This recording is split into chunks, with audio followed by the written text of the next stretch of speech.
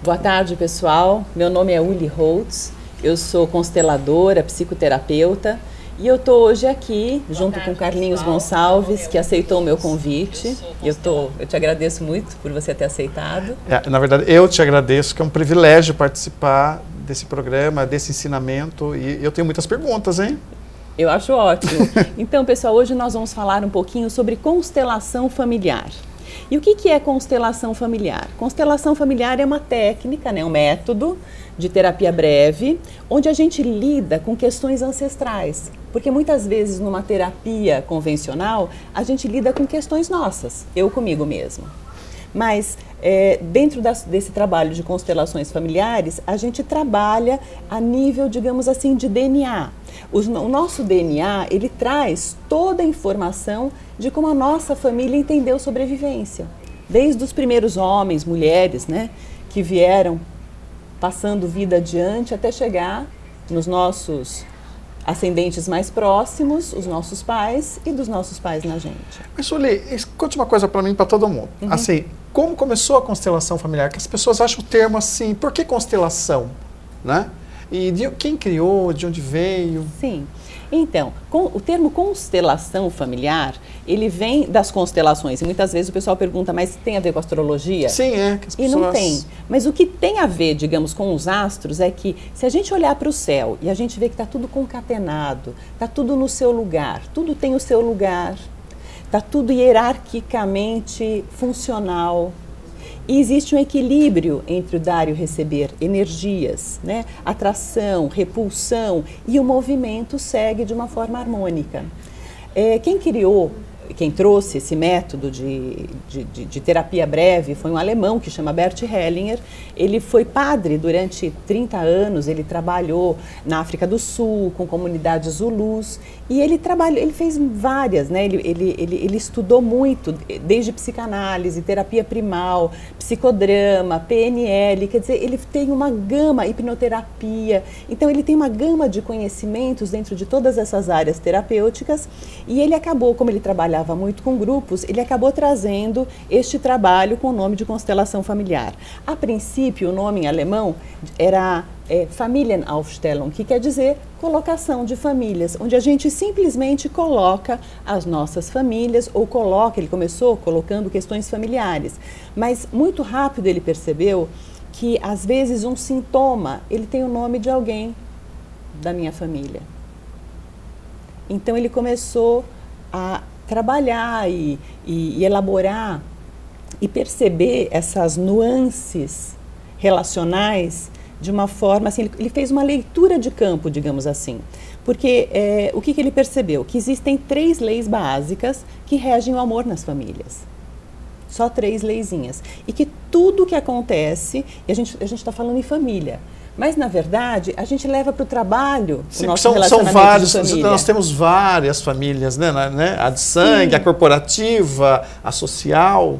Então, se eu tenho uma encrenca com meu pai, muito provavelmente eu vou ter uma encrenca com o chefe homem. Se eu tenho uma encrenca com a minha mãe, provavelmente eu também vou ter um problema com uma chefe mulher. Você fica, digamos, preso nessa roda de repetições desses conflitos? Sim, de forma inconsciente. Quando você vê, já foi, né? Quando você vê, você está emaranhado. A gente fala que nós estamos emaranhados. Agora, um trabalho com constelação familiar, o que ele traz? Ele traz à luz justamente essas fidelidades inconscientes aos nossos padrões familiares. Eu vou dar um exemplo, eu vou falar um pouquinho das 3 leis. Então, o que ele percebeu? Que existem 3 leis que regem os relacionamentos. Então, para os relacionamentos funcionarem de forma boa, eles precisam estar em ordem, fluindo bem. E ele até chamou esse fluxo de fluxo do amor. Onde o amor flui, né, onde não tem nó e ele flui bem, dá tudo certo. Então, a primeira lei básica dos relacionamentos é a lei do pertencimento, que diz que todo mundo tem direito a pertencer ao seu sistema familiar. E que as encrencas acontecem quando existem as exclusões nas famílias. E o que é uma exclusão? É tudo aquilo que de alguma forma trouxe dor para o sistema familiar. Então, um excluído, por exemplo, ele pode ser um assassino. De repente eu tenho um tio, alguém que assassinou alguém. E isso traz dor para a família e traz vergonha. Ainda que ele não esteja mais no núcleo familiar. Tinha falecido ou não. Ainda assim.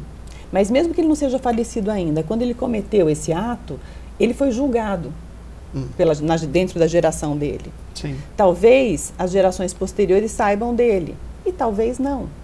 Mas o que pode acontecer na prática, por exemplo, hoje, gerações depois? De repente, vem um cliente, vem uma pessoa e diz, olha, eu não sei o que acontece, mas eu sou uma pessoa super calma, super tranquila, mas quando me tiram do sério, se eu tivesse alguma coisa na mão, eu sinto que eu mataria alguém. Existe uma fidelidade inconsciente. Incrível. Existe uma pulsão. É como que se tudo aquilo que fosse excluído tivesse uma força, tá ali embaixo do tapete, latente, e querendo dizer para a turma, gente, é hipocrisia. Isso também faz parte, isso também é natureza humana. Isso também pertence. Isso faz parte da nossa história. Porque em família a gente quer pôr tudo embaixo do tapete, quer esconder tudo, quer ocultar tudo. Isso vem à tona, né? Vem à tona. Muitas vezes também, por exemplo, veio um cliente que a demanda dele era a seguinte, eu não sei o que acontece, mas eu não encontro meu lugar na vida. Parece que eu estou sempre deslocado, parece que eu sou invisível, as pessoas não me veem. Sim. E de repente eu não sei o que acontece. Eu trabalho por 2, ganho por 1 e eu quero ver essa questão. E aí o que aconteceu? Quando a gente fez a constelação no grupo, eu já vou explicar a diferença de fazer no grupo e de fazer com os bonequinhos, né? Quando ele fez no grupo, um representante dele, porque o que a gente faz? A gente está num grupo, como aqui os bonequinhos estão colocados, né? A gente traz o cliente escolhe, por exemplo, alguém para representá-lo. E ele escolheu aqui um representante para ele. E este representante dessa pessoa, ele começou a olhar para o chão. Ele só olhava para o chão. E aí o que acontece? O Bert Hellinger, quando ele trouxe as constelações, quando ele começou a fazer esse trabalho com pessoas, ele começou a fazer uma decodificação em leitura corporal. O que o representante traz no corpo dele e o que isso tem a ver com a dinâmica familiar. Então ele foi aprendendo dentro da dinâmica. Então a gente chama essa terapia de uma terapia fenomenológica. Porque o que acontece com o representante aqui? Ele fala, puxa vida, mas eu não sei nada da família dessa pessoa aqui, que eu faço? E aí o que a gente diz? Você não faz absolutamente nada. Você vai respirar, se quiser fecha um pouco os olhos, se sente no seu corpo, se muda alguma coisa. E se mudar alguma coisa, você me fala. E aí a pessoa já traz, por exemplo, um olhar para o chão. E o olhar para o chão, ele conta para a gente de uma exclusão, alguém que morreu cedo. E isso ele só descobriu, o Bert Hellinger, por experimentação. Ele foi entendendo que existia um excluído. Porque quando ele coloca um representante para esse excluído, por exemplo, aqui, no lugar onde esse outro olha, este representante, às vezes, ele diz, puxa, eu tenho a sensação de que eu represento uma criança. E aí eu perguntei para ele, você é o primeiro filho? Ele falou, eu sou o primogênito, eu sou o filho mais velho. Eu falei, você não perdeu, sua mãe não perdeu nenhuma criança antes de você? Ele falou que eu saiba, não. Eu falei, então vamos fazer um teste. Isso que é legal, porque como a gente está falando de uma informação de campo, é como se a gente fosse um rádio. Se esse representante está aqui nesse lugar e funciona mais ou menos como se ele fosse um rádio. Ele sente no corpo dele modificações. E aí eu pedi para ele repetir, olhar para essa criança, ou no caso era uma representante, uma pessoa, e dizer para ela, nunca me contaram de você. Eu não sabia da sua existência, mas o meu coração sempre soube. Você é a primeira, eu sou o segundo. Fascinante. E o que acontece? Se eu ofereço essa fala e isso não é, a pessoa não emociona. Ela fala, olha, Ulia, eu repeti porque você me pediu para repetir, mas isso não me toca. Então eu não estou no caminho certo. Agora, a hora que eu ofereci essa fala, ele começou a chorar. Ele falou, eu não sei o que acontece, mas isso me toca profundamente. E me dá um alívio. E a gente vai lidando com alívios. essas falas de cura, que a gente chama de falas de cura ou falas de poder, elas trazem alívio, elas vão pondo as coisas no lugar. Porque o que a gente fez? Ele devolveu o lugar de primeiro e foi para o lugar de segundo. Ele estava realmente no lugar errado. Dentro da hierarquia familiar, ele estava no lugar errado. E aí ele foi para a vida dele. E ele trouxe um feedback, ele falou, olha, eu fui conversar com a minha mãe, e minha mãe realmente confirmou que ela perdeu um bebê antes de mim. Só que o tempo foi tão curtinho que ela nem entrou em contato, ela nem lembrava mais disso. Porque foi uma coisa tão rápida e ela não sentiu absolutamente nada. Para a mãe, não encrencou, não significou, não teve uma força de prejudicá-la no fluxo da vida dela. Mas, para esse segundo filho, sim. Porque ele estava no lugar de primeiro. E quando ele se deu o direito e teve a consciência de que ele é o segundo e que o lugar de segundo é mais leve para ele, e aí é uma coisa meio doida, porque você fecha o olho e você pensa, puxa vida, sente como é que é você no lugar de primeiro. A cobrança, eu sou o primeiro. Você é o primeiro. Eu sou o primeiro, né? Eu tenho minha irmã. A cobrança, você é o grande herói da família, vai ser presidente, vai ser, existe uma carga de cobrança, né? Sim. De rótulos que querem pôr em você. Sim, mas se o lugar de primeiro é seu, tem que ir. Você se sente melhor, mesmo se comparando que o segundo é mais leve, quando o segundo é o errado para você. Você sente no seu corpo. Onde é o lugar certo para você. Por isso que é constelação, né? Você faz esse alinhamento. Exatamente. Né? E a gente alinha dentro do pertencimento, né? Que é este ser, apesar de não ter ficado na família, o que a gente percebe? Toda vez que existe fecundação, existe vida. Então, é como se nessa memória familiar ficasse uma impressão energética gravada. Então, o que a gente traz? Deixa eu explicar um pouquinho sobre o trabalho em si, porque já que a gente falou em constelação, né? O que a gente faz, o que acontece neste campo? Porque aqui também tem, às vezes, uma confusão, né?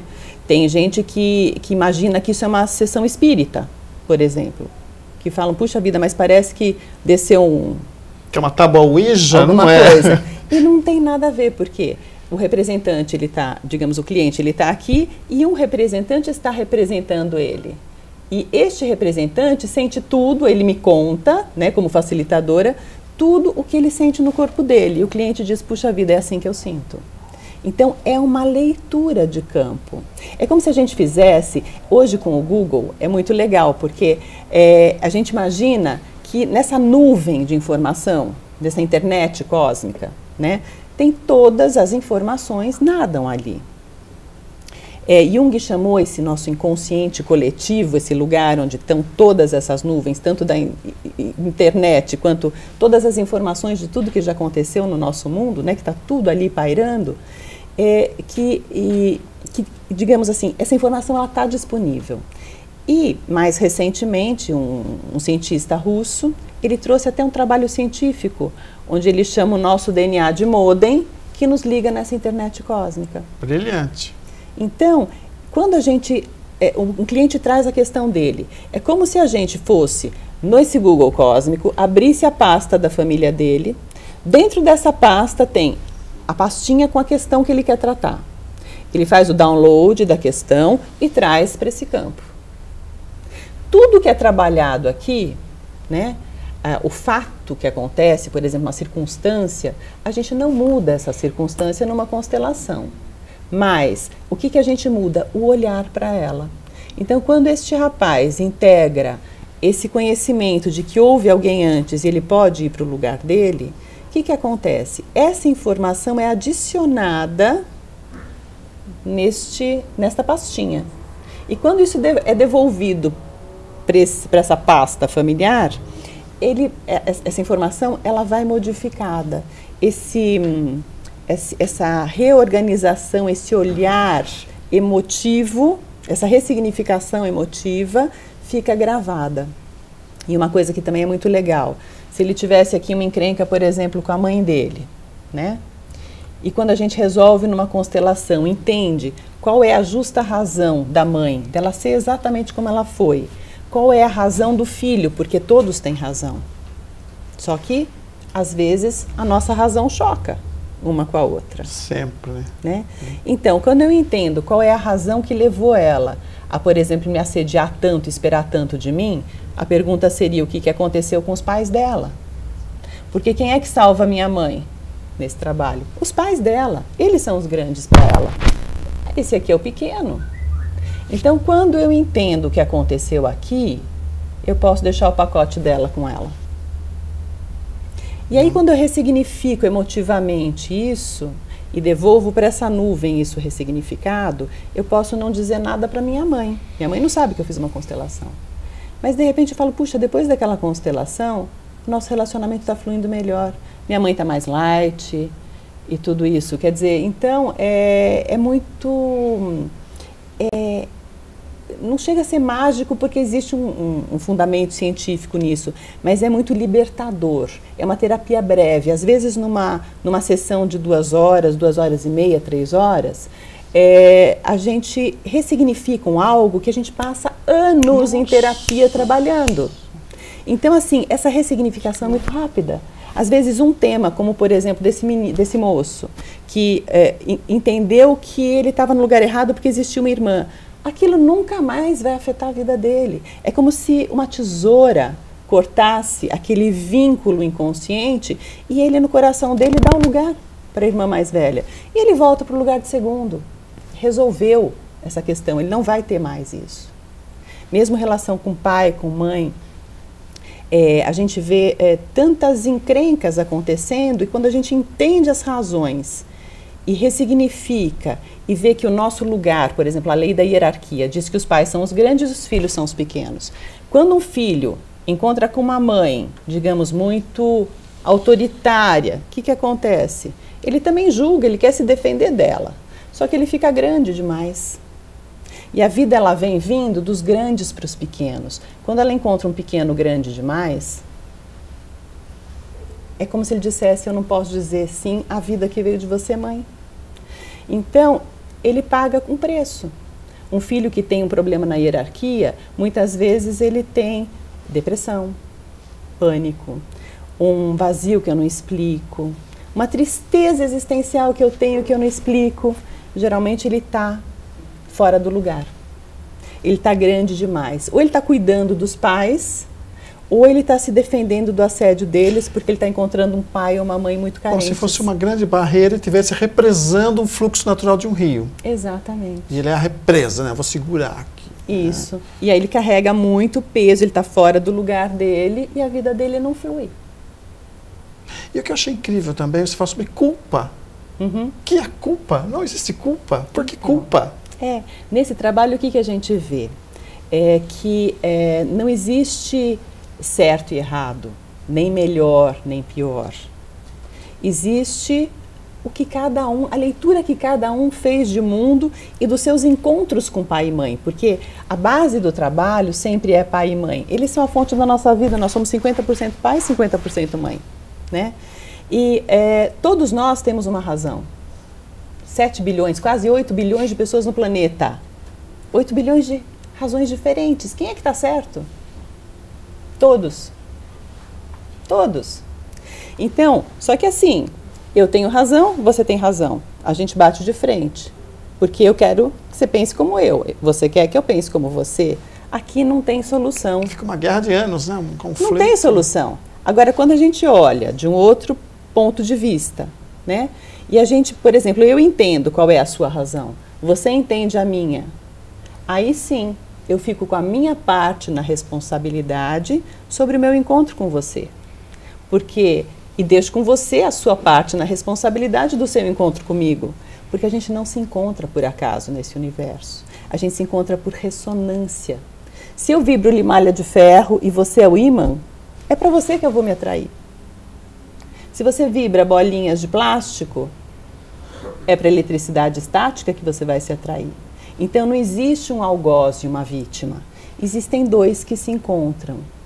E isso é mudança de paradigma, porque a gente está muito acostumado a encontrar um culpado para tudo. Para a nossa vida, para as nossas coisas. Tudo, né? Tem até a culpa que te alivia, né? Sim. Tem o culpado, né? Tem o diabo, tem não sei o quê, tem, né? Agora, quando você vê, você se empodera quando você se responsabiliza pelo que é seu. Eu me empodero se eu me responsabilizo por uma coisa, por exemplo, ruim que me aconteceu, eu falo, puxa vida, porque será que eu mereci isso? Então, deixa eu olhar para isso para merecer diferente da próxima vez. Você tem que ter coragem para olhar. Tem gente que tem coragem de abrir esses arquivos. Sim. Tem coisas muito fechadas. Aí eu vou te falar uma coisa, Carlinhos.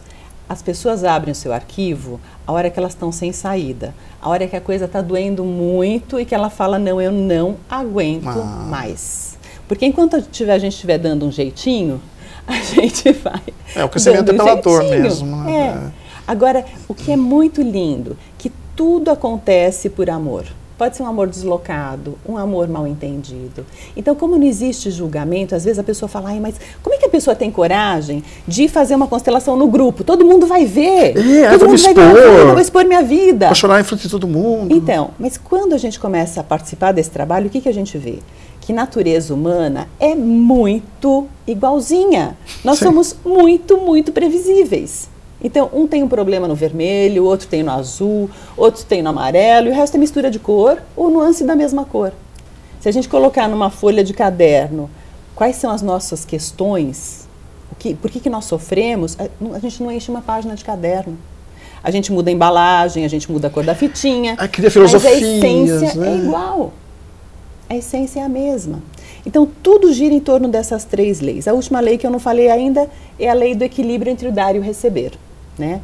Que diz que os pais dão vida e os filhos recebem. E os filhos só vão poder retribuir isso aos pais quando eles tiverem os próprios filhos deles.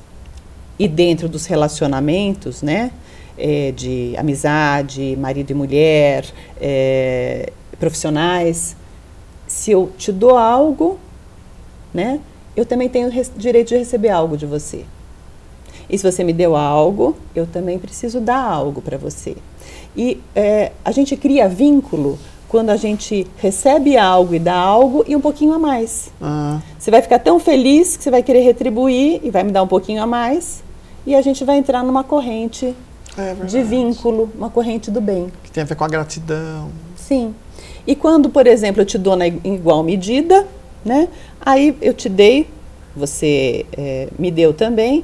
Na mesma medida, a gente não precisa criar vínculo. Você pode ir embora, eu posso ir embora. Em paz. Em paz.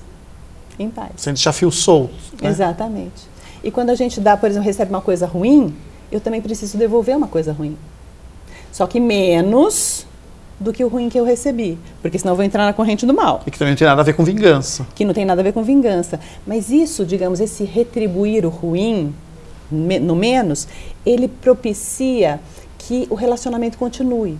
Porque se você, por exemplo, se eu te faço algo de ruim, né, e você fica super, digamos, inocente, certo, você fica cheio de poder em relação a mim. Eu sou a megera que te fez mal. Sim.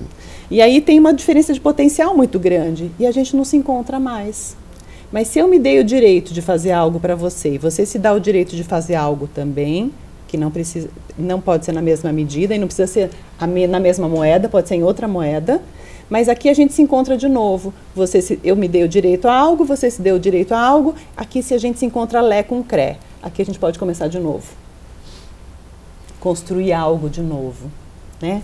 Então essas 3 leis básicas, a gente vê que tudo gira em torno disso. Qualquer questão. De trabalho, às vezes o pessoal fala assim, você só faz constelação familiar?